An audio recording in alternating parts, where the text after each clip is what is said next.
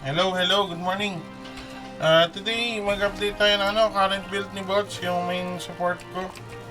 So, ito talaga yung main account ko so far kasi meron akong ginagamit na 6 accounts. So, meron akong Paladin, yung si Binisik, yung ginagamit ko pag tank. Meron tayong Swordmaster, pang farm, si Dayan. Tapos meron tayong Swordmaster din na Omega B, pang farm din. Ang main DPS ko si Vermeil at saka ang isa ko pang project na DPS si Sophie. So, yan, meron tayong 6 na accounts. So, ayan, i-update ko lang yung status ng build para sa mga gustong makapag-run ng SDN dyan. Medyo mahirap kasi i-run yung SDN. So, kailangan meron ka talagang gears o kaya meron kang perma PT. Sa pub kasi mahirap talaga siya. So, currently, ang HP ko ay 111,723.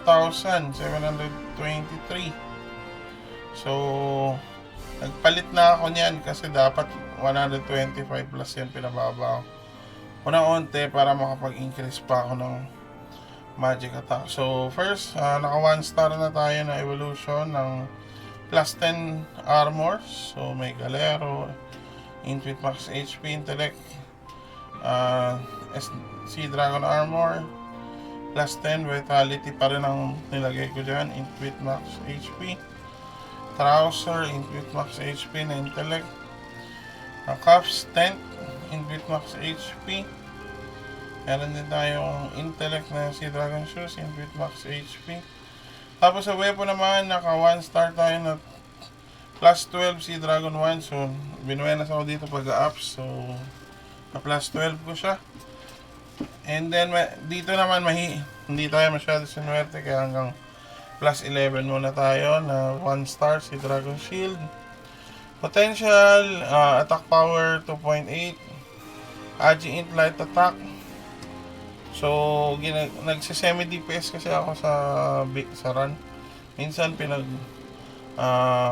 DPS ako pag walang choice kasi naghanap sila talaga lagi ng priest na light DP, light attack, light set. So, sa accessories, nag-upgrade na din ako ng si Dragon Squad Ring, yung dual attack power, magic attack, beat. Potential, ganun din. Attack power, Agi Int Light Attack. And then, si Dragon Squad Ring, isa pa, same lang. And then, earrings, yung tatlong stat, Agi Int Wit. Ang current potential, Agi Int Wit. At saka si Dragon Squad Necklace, Agi Int Wit din. So, ito, papalitan ko to kasi dapat to Int Wit Intuit Max HP. Malang diamond code before. So, ito muna. Kung ano lumabas, yun muna. Tama na. Nakailan din ako dyan. 2, 3. Kasi dati 90 gold and diamond code. Ngayon, 20 plus na lang . So, anyway. So, yung set na yan currently, 38% yung light attack. And then, ang magic ko, maabot ng 6189. So, pag nag-buff ng Q-Relic, tapos nag-conviction ng Paladin, maaabot ako ng 88% light attack. So, ang laking bagay nun sa DPS. So, pag may mga run ako na nagta-top 3 ako, top 2 sa DPS, kahit ang build ko is pang support. So, Heraldry, ang difference lang ng heraldry ko ngayon, yung mga dati kong wit, halos yung mga trash plate, pinalitan ko na ng magic attack. So, yung blessed, wala kasi akong mabili last time ng level 40. Kaya, kinuha ko muna to, 42. Tapos, restraint, int. Ito, papalitan. Wala kasing stock . Pag umabot ka ng weekdays, kalahati ng week, or pa Friday, either may stock na sobrang overpriced tapos or walang stock. So, ito papalitan ko rin to ng magic attack. And then, shock na magic attack. Kasi ang int, ang bigay niya na magic attack, yung int na 43, divide mo by 2. So, 21 lang yung bigay niya na magic attack. Unlike, pag naka-magic attack ka na third stock, 59. Diba? Laki ng difference. Next, tent. Ito, hindi ko na ito papalitan. Kasi pag bumili ka ng tent na magic attack, abot ka ata 1.8, 1.5, gano'n, 1.7. And then, life beat na may fit. Hindi ko na rin yan gagalawin. Iron wall na may int. Mahal din to. Same din yan ng tent. So, hindi ko na yan papalitan ng magic attack.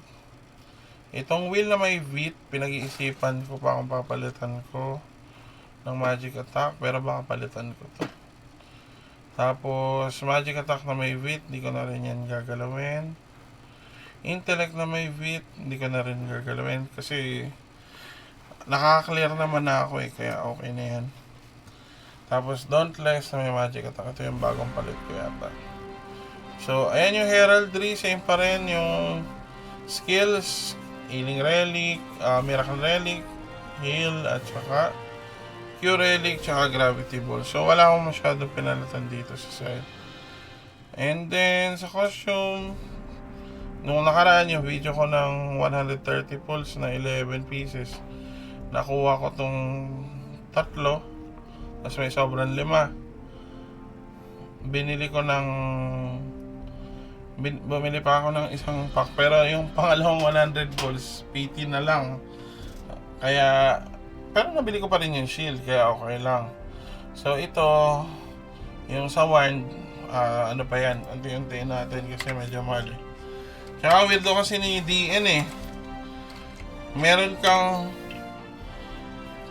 2,000 points. Meron akong 2,000 points, hindi ko ma-convert ng ticket. Kasi ang convert nila, Season 1. Dapat, ay nila to eh, yung pwede kang mag-convert ng any ticket na gusto mo. Kasi ikaw naman yung binili mo naman yan eh. So, dapat may option ka kung saan mo siya gagamitin.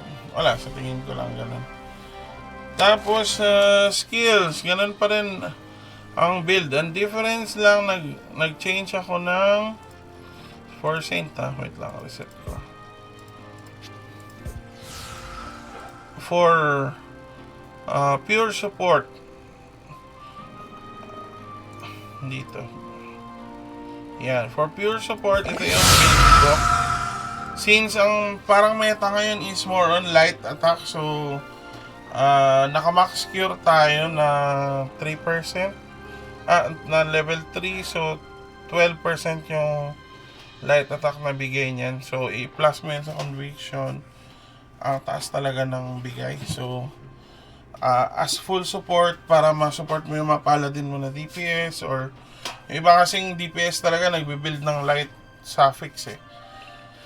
So magandang tulong yan talaga. So ito yung build ko pagka full support tayo, naka max cure.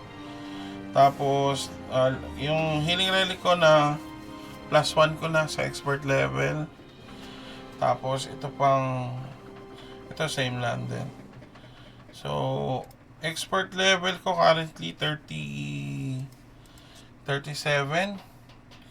So, ang goal ko lang dito is maabot ko until 40 para makuha ko tong isang heal na plus 1. So, unti-unti ko lang to everyday. Kasi gumagamit din akong booster pagka Saturday para dun sa manes. Yun. So, currently, nakaka-clear naman ako ng next do sa mga previous videos ko kung na-check nyo. Medyo mahirap lang. Umabot minsan 1 hour 30, 1 hour 40, meron 2 hours. Yung ngayon na-upload, 2 hours eh. Pero this time around, na-clear namin ng buhay ako. Nagkamali lang